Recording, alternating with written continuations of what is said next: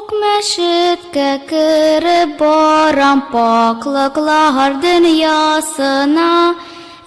Сүрәләр укыр идем, белми бит Ясинен дә. Ник соң миңа өйрәтмәде әнием Коръән моңын? Нинди заманда яшәдең син минем күңел нурым?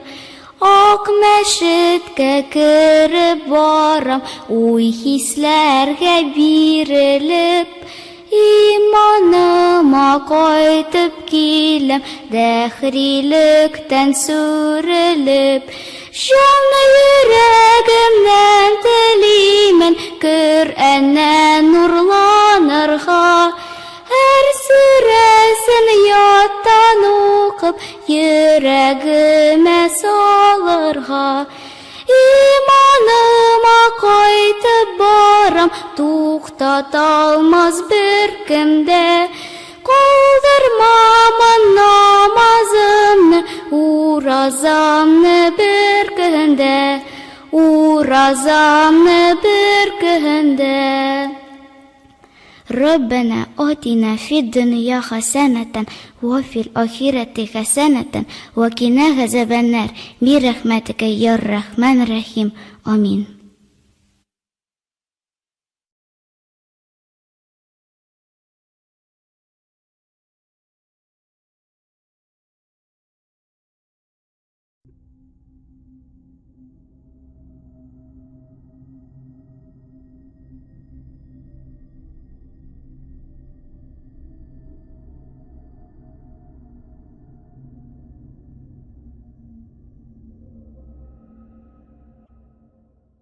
بسم الله الرحمن الرحيم إن أول بيت وضع للناس للذي ببكة مباركا وهدى للعالمين إنما يعمر مساجد الله من آمن بالله واليوم الآخر وأقام الصلاة وآتى الزكاة ولم يخش إلا الله فعسى أولئك أن يكونوا من المهتدين. 17 елгы революциядан соң Совет чорында Рәсәйдә эшләп килгән 14500 мәчетнең барысы да диярлек ябыла. 1980 елга нибарысы 90 Аллаһ йортыгына эшчәнлеген дәвам итә. Казанда исә бер генә мәчет Әл-Мәрҗани генә кала. Дини уку йортларына килгәндә ул вакытта бары тик Үзбәкстанның Бухара шәһәрендә Мир Араб мәдрәсәсендә генә белем алырга була. Үзгәртеп кору башлангач, дин тотарга, дини гыйлем алырга рөхсәт бирелде. Ябылган мәчетләр ачылды, яңалары төзелде, мәдрәсәләр барлыкка килде. Ак мәчетнең исә тарихы 1992 елда әлеге бинада 3-нче санлы мәхәлләне теркәүдән башланды. Аның беренче имам хатибы итеп Рәфкать хәзрәт Харрас сайлана. 1992-96 елларда шушы 2 катлы элекке балалар бакчасында мәчет белән бер рәттән Тәнзилә абыстай җитәкләгән 1 еллык Тәнзилә кызлар мәдрәсәсе эшләде. Әйтергә кирәк, бу уку йорты Рәсәйдә иң беренчеләрдән булып кызларга дини белем бирү өлкәсендә эшчәнлек алып барды. 5 ел дәврендә Тәнзилә мәдрәсәсен 71 кыз тәмамлады. Безнең уку йортында белем алучылар ватаныбызның төрле төбәкләрендә дин юлында фидакар хезмәт күрсәтәләр. Алар күркәм әниләр булып, үзләренең балаларын мусулманча тәрбиялиләр. Кайберләре исә дини уку йортларында һәм якшәмбе мәктәпләрендә кешеләргә дин дәресләрен бирәләр. 1996 елның 26 апрелендә үткән гомуми җыелышта Шәйхевәлиев Рөстәм Шәйхәрази улын 3-нче санлы мәхәллә мәчетенең имам хатибы итеп сайлыйлар. Шул ук елның июлендә гомуми җыелыш карары нигезендә мәхәлләнең исеме Ак мәчет дип үзгәртелә. 1996 елдан алып Тәнзилә кызлар мәдрәсәсе 2 еллык белем бирү учагына әйләнә. Уку йортында ислам дини нигезләре һәм гарәп теле укытучылары, мөгаллимәләре хәзерләнә. Биредә тагын шуны искәртергә кирәк. Ак мәчет мөселман дини берләшмәсе эшчәнлеге нәтиҗәсендә 2000 елда шәһәребездә яңа тукталыш, Ак мәчет тукталышы барлыкка килә. 2000 елдан алып хәзер инде Ак мәчет мәдрәсәсендә көндезге бүлектә бары тик иратлар гына укыйлар. Шулай ук иратларга кичке һәм читтән торып уку мөмкинлеге бар. Хатын-кызларга килгәндә, алар кичке һәм читтән торып уку бүлекләрендә дини гыйлем өйрәнә алалар. Читтән торып уку бүлегендә белем алучылар сессияга елына 2 тапкыр, кышын һәм җәен киләләр. Ак мәчетнең көндезге һәм читтән торып уку бүлегендә республикабыздан һәм Рәсәйнең башка төбәкләреннән килгән шәкертләр укый. Алар өчен бөтен шартлар тудырылган, тиешле таләпләргә туры китереп җиһазландырылган уку класслары, ашхана, спортзал, китапхана, юыну бүлмәләре, намаз залы һәм тулай торак барысы да бер бинада.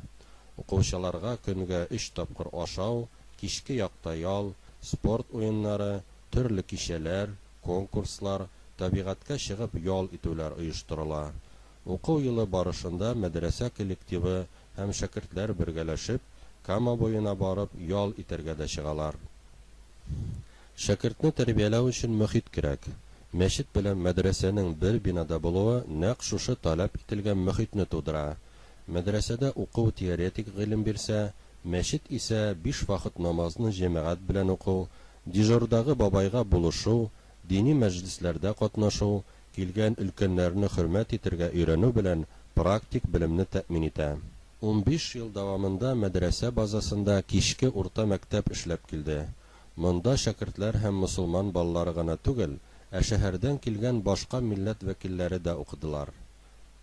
Шушы мәктәптә укыган башка милләт вәкилләре ата-аналарының рәхмәт сүзләре мәчет мәдрәсәбездә толерантлык, халык-ара татулык дигән төшенчәләрнең тормышка ашуына ачык дәлил булып тора. Мәчет мәдрәсә идарасы тарафыннан мөгаллимнәрнең эше һәм тормышы өчен уңай шартлар тудырылган. Остазларыбыз зур һәм якты бүлмәләрдә укыталар. Яшәр өчен торак белән тәэмин ителәләр. Мәдрәсә шәкертләре һәм остазлары өчен медицина бүлмәсе җиһазландырылган. Авыруларны булдырмас өчен профилактик чаралар үткәрү төп максат. Шулай ук монда мөрәҗәгать иткән кешегә фельдшерыбыз тарафыннан ашыгыч ярдәм күрсәтү мөмкинлеге дә бар. Мәдрәсәнең көндезге, кичке һәм читтән торып уку бүлекләрендә бер юлы 300 шәкерт укып шәригать белемнәрен үзләштерә.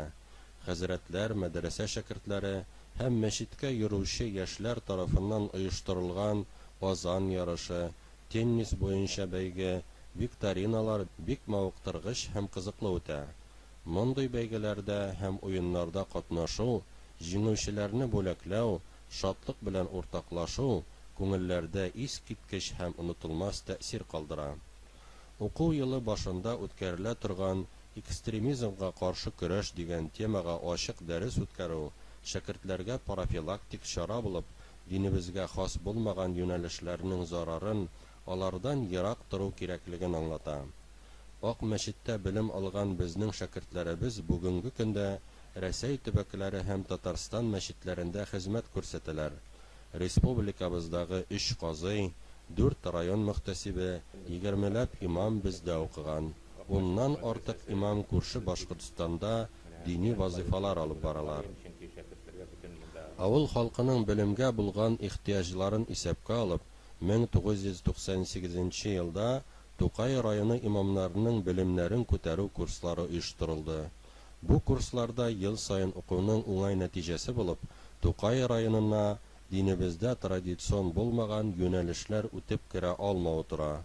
Имамнарга белем бирү һәм мәчетләрне дини кадрлар белән тәэмин итү өчен 2004 елда бу курслар нигезендә мөфтият тарафыннан бирелгән фарманга таянып, имамнарның квалификациясын күтәрү институты оештырылды. Ел әйләнәсендә монда Татарстаннан һәм Рәсәйнең башка төбәкләреннән 400 имам үзенең квалификациясын күтәрә ала. Мисал өчен Иркутск, Киров өлкәсеннән Башкортстаннан килгән имамнар да бездә укып динебез хакында кирәкле белемнәр алып кайттылар. Шушы бер атналык курсларда укып, имамнарның белем дәрәҗәләрен күтәрү, имамсыз мәчетләрне имамлы итү мөмкин булды. 2012 елга кадәр эшләү дәверендә барысы 1000дән артык имам укып белемнәрен күтәрде. Бу елны курсларда берничә күрше районның имамнары укыдылар. Институтның тулы эшчәнлеген алып барырга бөтен мөмкинлекләребез бар. 2003-2004 елларда шәһәребездәге татар теле укытучыларына дин нигезләрен укыту проекты тормышка ашырылды. Бүгенге көндә алар мәктәпләрдә балаларны динебезгә хас булган әдәп, әхлак кагыйдәләренә өйрәтәләр. Якшәмбе укуларында дин дәресләрен бирәләр. Ак мәчеттә якшәмбе мәктәпләрендә кардәшләребез башлангыч дини белем алалар. Аларны мәдрәсәне тәмамлаган һәм хәзрәтләрдә даими белем алып торган тәҗрибәле 16 остаз һәм 31 остабикә укыта. Алар дәрес биргән 61 иратлар, хатын-кызлар һәм балалар төркемендә барысы бергә 1000нән артык кеше укый. Бу укулар шәһәребездә һәр теләгән кешегә югары дәрәҗәдә әзерлекле мөгаллимнәрдән дини гыйлемнәрне өйрәнергә булышлык итә. Моның уңай нәтиҗәсе булып, Чаллыда традицион дөрес дини юнәлешнең таралуы тора. Мәдрәсәнең директоры Рөстәм хәзрәт Шәйхевәлиев Казан авиация институтын бетереп, КамАЗда инженер-технолог булып эшләгән вакытта 1992-94 елларда Йолдыз мәдрәсәсендә белем ала. Аннары 1994-96 елларда аның ректоры булып дини хезмәтен башлый. Рөстәм хәзрәт 1996 елдан алып мәдрәсәбезнең ректоры һәм мәхәлләбезнең имам-хатибы вазифасын башкара. Шулай ук ул Кама төбәге казые булып та тора. Ак мәчеткә зур хезмәт керткән өлкән яшьтәге мөселман кардәшләребез бар. Кашафетдинов Гыйләҗетдин бабай, ул 1996 елдан алып 2013 елга кадәр хисапчы вазифасын үтәде. Бурханов Габделәхәт бабай, бөек ватан сугышы ветераны, 1992 елдан алып мәчет эшендә актив катнаша, даими рәвештә өйлә һәм җомга намазларына йөри, дини мәҗлесләр алып бара. Ак мәчет мәдрәсәсенең мөгаллимнәр составына килгәндә, монда бөтен дөньяда билгеле югары дини уку йортларын тамамлаган, Рәсәйдә дини һәм дөньяви белем алган остазлар укыта. Миниәхмәтов Рафик Радик улы һәм Шәрипов Азат Миндияр улы Башкортостандагы Октябрьский шәһәрендә урынлашкан Нурул Ислам мәдрәсәсендә укыганнар. Мәдинә Ислам университетында һәм Башкорт дәүләт университетында югары дини һәм дөньяви белемгә ия булганнар. Саттаров Габделмәлик Камил улы Казандагы ислам динен кабул итүгә 1000 еллык исемендәге мәдрәсәдә һәм Рәсәй Ислам университетында белем алган. Аннары Мисырдагы Әл-Азһар университеты каршындагы институтта укыган. Талипов Илгизар Мәгънәви улы Ак мәчет мәдрәсәсен укып бетергән һәм Рәсәй Ислам университетында Коръән хафиз дәрәҗәсенә ия булган. Мөхәммәтов Мөхәммәд Рамазан улы, ул Ак мәчет мәдрәсәсен тамамлаган. Ул бүгенге көндә Казан авиация университетында диплом якларга әзерләнә. Телгә алынган хәзрәтләр мәдрәсәнең укытучылар нигезен тәшкил итәләр. Алардан башка хатын-кызлар бүлегендә Ак мәчеттә белем алган һәм дөньяви вуз дипломына ия булган хатын-кыз мөгаллимәләр белем бирә. Озак еллар буе шушы уку йорты барлыкка килгәннән алып мәдрәсәдә югары белемле Биляева Асфия ханым укыту тәрбия эшләрен алып бара. Хәзрәтләр дәрес бирүдән һәм шәкертләрне тәрбияләүдән башка җомга вәгазьләрен үткәрәләр. Шәһәребездәге радио-телевидение тапшыруларында актив катнашалар, мәкаләләр һәм китаплар язалар. Шәһәребез халкы яратып караган кыйбла тапшыруы хәзрәтләребезнең ярдәме белән дөнья күрә. Шулай ук алар шәһәрдәге югары уку йортларына, мәктәпләргә барып, динебез турында чыгышлар ясыйлар. Мәсәлән, шәһәребездәге пединститут студентлары белән берничә тапкыр очрашулар үткәрелде. Хәзрәтләребезнең хезмәт җимешләреннән татар-мөселман исемнәре, мәйетләр турында тулы җавап, намаз уку тәртибе, намаз уку рәвеше, ислам яшәү рәвеше, кудури мәсьәләләрен зарури җиңеләйтү, никах, мирас һәм башка китаплар. Фән һәм мәгърифәт өлкәсендә эшләп тә динебезгә хезмәт күрсәтеп була.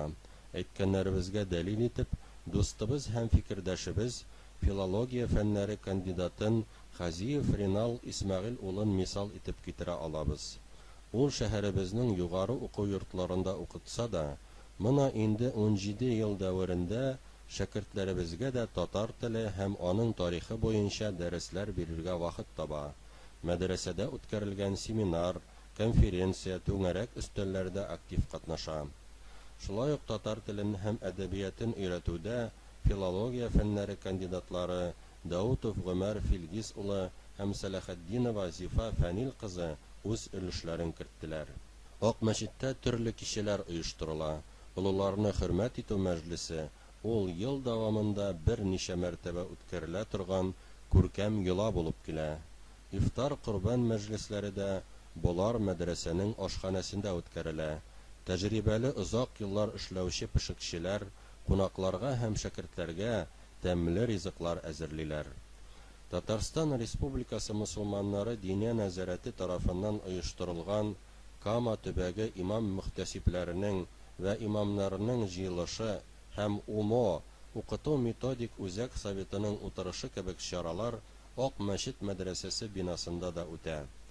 Ярчаллы мөхтәсибәте һәм Ислам нуры газетасы оештырган республика күләмендәге балалар өчен Коръән бәйгесе моны инде 18нче ел рәттән нәкъ Ак мәчеттә мәдрәсә коллективы тырышлыгы белән уза.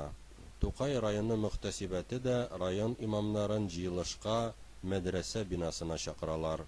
Дини йолаларны тәртипкә салу максатыннан чыгып, Рәсәйдә беренче булып 1997 елда Ак мәчеттә исем кушу, никах уку һәм күмү турында таныклыклар бирелә башлады. Бөтен булган таныклыклар һәм документлар Ак мәчет архивында сакланып килә. Шушы документларга нигезләнеп, статистик мәгълүматлар китерә алабыз. 1997 елдан алып, мәчетебез тарафыннан 5600 никах теркелгән, 5700 исем кушылган, 2600 мәеткә җеназа намазы укылган. Ир-атларның уртача гомер озынлыгы 64 яшь, ә хатын-кызларныкы уртача 78 яшь тәшкил итә. Мәчеткә төрле кешеләр киләләр. Кемдер киңәш сорап, кемдер шатлыгыннан, икенчеләре кайгыларыннан. Аларны дежурда торучы бабай каршы ала. Ул килгән кешене тыңлый, аңа үгет-насихәтләрен җиткерә, тынычландыра, дуга кыла. Шулай итеп, хикмәт һәм яхшы вәгазь белән дингә чакыру динебезгә өндәүнең бер күркәм ысулыдыр. Озак еллар буе бу вазифаны үтәүчеләрнең берсе Җиһан Чин Юсуф бабай. Ул мәхәлләбезнең хөрмәтле кешесе, хаҗи һәм күркәм холыклы аксакал. Мондый дәрәҗәле өлкәннәрнең безнең арабызда булуы мәчетебезгә ям һәм бәрәкәт бирә. Ак мәчет мәхәлләсе эшчәнлеге шәһәр кыссалары белән генә чикләнми. Хәзрәтләр һәм мәхәллә агзалары район халкының да ихтияҗларын исәптә тотып, авыл мәчетләрендә вәгазьләр сөйлиләр, насихәтләрен җиткерәләр. Шулай ук кардәшләребез яши торган күрше өлкәләргә барып, традицион дини кыйммәтләрне җиткерү дә гадәткә кергән күркәм гамәлләрдән санала. Мәчетебез беренче көннәрдән алып социаль проектларны тормышка ашыру өстендә актив эшчәнлек алып барды. Ак мәчет тарафыннан мохтаҗларга фитр садакасын тарату, инвалид балаларның интернат мәктәбенә корбан ите өләшү, корбан итен пешереп шәһәр халкын ашату, ялгыз калган өлкәннәрне карау, наркодиспансерда дәваланучыларга үгет-насихәт җиткерү булар җәмгыять өчен кирәкле гамәлләрдән. 1996 елдан алып 2011 елга кадәр Ак мәчет территориясендә корбан гаете көннәрендә мәхәллә һәм шәһәр халкы өчен корбан чалу оештырылып килде. Мәчетебездә эш күрү бүлмәсе дә бар. Олы яшьтәге бабайлар килгән кешеләрне Коръән аятләре һәм дугалар укып эш күрәләр. Озак еллар буе кибет уңышлы эшләп килә. Монда кеше үзенә теләгән дини китапларны, хәләл ит һәм башка дингә кагылышлы нәрсәләрне таба ала. Мәчет буларак, Ак мәчет шәһәребездә иң олы һәм күп сыйдырышлы Аллаһ йорты булып санала. Өйлә намазын һәм башка намазларны үтәргә 40-70 кеше килә. Җомга намазында монда якынча 500 мөселман фарыз гыйбадәтен үти. Бинаны төзекләндерү, реконструкцияләү нәтиҗәсендә бүгенге көндә бинада барысы бергә 1500 кеше намаз укый ала. Бу бигрәк тә гаетләрдә мөһим. Ак мәчеткә гаит намазын укырга килгән шәһәрдәшләребезнең берсе дә урамда калмыйча, гыйбадәтләрен мәчет эчендә үтиләр. Беренче катта заманча ир-атлар һәм хатын-кызлар өчен тахаратхана төзелде. Икенче катта зур һәм якты уку бүлмәләре булдырылды. 150 урынлык конференция залын сафка кертү, монда төрле вәгазьләрне, лекцияләрне, җыелышларны, конференцияләрне, түгәрәк өстәлләрне үткәрү мөмкинлекләрен ачты. 2013 елның март аенда Ак мәчетнең 20 еллыгына багышланган җәмгыять тормышын тотрыкландыруда диннең әһәмияте дигән фәнни-практик конференция үтте. Монда күренекле дин әһелләреннән мөфти Камил хәзрәт Самигуллин, мөфтинең беренче ярдәмчесе Рөстәм хәзрәт Батыров чыгыш ясадылар. Тарих фәннәре докторы Загидуллин Илдус Куддус улы, философия фәннәре докторы Каюмов Айдар Тәлгат улы, педагогия фәннәре докторы профессор Мөхәммәдшин Азад Габдулхак улы кебек танылган фән галимнәренең чыгышлары үзләренең эчтәлеге һәм киң мәгънәләре белән аерылып тордылар. Конференция 3 секциядән торды. Беренчесе хәзерге җәмгыятьнең актуаль проблемаларына, икътисад һәм финанска исламның карашы. Икенчесе шәхесне тәрбияләүдә исламның роле, ислам мәгарифендә актуаль проблемалар. Өченчесе хәзерге заман өчен фәлсәфи әдәби ислам мирасының әһәмияте. Мондый олы чараның нәтиҗәсе булып конференция материаллары тупланган җыентык дөнья күрде. Ак мәчет тарихына багышланган, аның ачылуыннан алып бүгенге көнне тасвирлаган китап бастырылды. Шәһәребезнең югары уку йортларыннан чакырылган укытучы галимнәр конференция залында төрле кызыклы һәм файдалы темаларга лекцияләр сөйлиләр, семинарлар үткәрәләр. Шулай ук чыгыш ясау өчен төрле һөнәр ияләрен, табибларны, хукук белгечләрен дә чакырабыз. Бу уку елында Ак мәчеттә 7 лекция һәм берничә семинар үтте. Октябрь аенда филология фәннәре кандидаты Хазиев Ринал Исмагыйль улы татар халкының этник тамырлары дигән темага чыгыш ясады. Ноябрь аенда филология фәннәре кандидаты Галиуллин Радик Рамил улының детектив әсәрләрдә әхлак тәрбиясе исемле лекциясын тыңладык.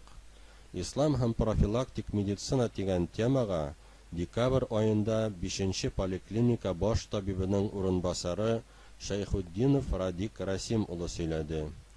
Шулай ук бу айда физика-математика фәннәре докторы профессор Сибгатуллин Әмир Сөләйман улы галәмнең барлыкка килүе турында фән нәрсә әйтә дигән темага лекция үткәрде. Сәясәт фәннәре кандидаты Айдинов Илдар Хайретдин улы январь аенда Рәсәй җәмгыятендә исламны кабул итү стереотиплары исемле лекция белән чыгыш ясады. Февраль аенда тарих фәннәре кандидаты Гибадуллин Рөстәм Марсель улы үзенең лекциясендә Татарстан тарихын өйрәнү һәм укыту проблемалары хакында сөйләде. Филология фәннәре кандидаты урыс теле һәм әдәбияты кафедрасы доценты Закиров Рәиф Амирян улының язу тарихына багышланган чыгышын февраль аеның ахырында тыңладык. Январь аенда хәзерге җәмгыятьтә хатын-кызның роле дигән семинар үтте. Шәригать, медицина, мәгариф, хукук өлкәсендәге белгечләр чыгышлар ясап, мөслимәләрнең сорауларына җавап бирделәр. Мондый очрашуларның ахырында сорауларга җавап бирүләр була. Тыңлаучылар һәм лектор арасында җанлы аралашу барлыкка килә. Бу кичәләр тирә-як мөхитне, җәмгыятьтәге вазгыятьне, проблемаларны аңларга ярдәм итә, дөньяви һәм дини карашларны киңәйтә. Ак мәчет студиясенең ачылуы эшчәнлек даирәсен тагы да киңәйтте. Чыгыш ясарга килгән галимнәр, һөнәр ияләре, хәзрәтләр, имамнар һәм шәкертләр белән аралашуларны видео тасмага төшерү мөмкин булды. Түгәрәк өстәлләр оештырылды. Студиябездә кунакта булган Сибгатуллин Әмир Сөләйман улы белән Габбасов Назим Салих улы, икесе дә физика-математика фәннәре докторлары, профессорлар. Гибадуллин Рөстәм Марсель улы, тарих фәннәре кандидаты. Закиров Раиф Әмирян улы, филология фәннәре кандидаты, урыс теле һәм әдәбияты кафедрасы доценты. Алар белән үткәрелгән әңгәмәләр аеруча файдалы һәм кызыклы булды. Санап кителгәннәр эшләгән тырышлыкларыбызның җимеше булып тора. Киләчәккә карата да күркәм өмет баглап, планнар корып, омтылып тормыш итәбез. Дәресләрне видеога төшереп интернетка чыгару дигән гамәлне күз алдында тотабыз. Газета, журнал чыгару хыялы белән дә янып көеп яшибез. Әлбәттә, лекция, семинарлар үткәрү киләчәктә дә дәвам итәргә тиеш. Яшьләр белән эшләү, төрле кызыктыру чараларын үткәрү шулай ук мәҗбүри үтәлергә тиеш гамәлләрдән. Аллаһы Тәгалә изге гамәлләребездә үзенең ярдәмен насыйп итсә иде.